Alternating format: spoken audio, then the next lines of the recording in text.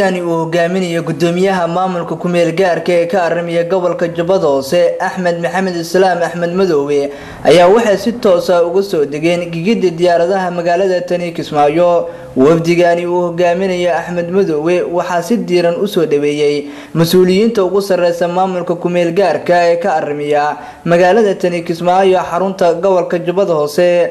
soo dhaweynta wafdiga kadib waxa saxaafadda la hadlay gudoomiyaha maamulka ku meel gaarka ee ka aramiya gobolka Jubbada Hoose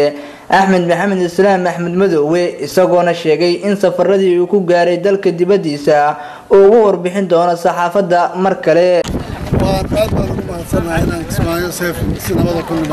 xaaladda meesha ka imidna doo fiicanta wax dhibaato ma jirto waxaan rajaynayaa saxaafaddana waan siin doonaa waraysi ku saabsan processkii ka socday bis process ayadoo muday xaaladda guud ee gobolka iyo siyaasadda banaanka ka jira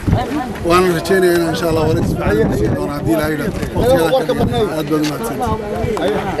wafdiga ayaa ugu dambeyntii waxa loo galbiyay xarunta madaxtooyada ee ku taala magaalada Tani Kismaayo.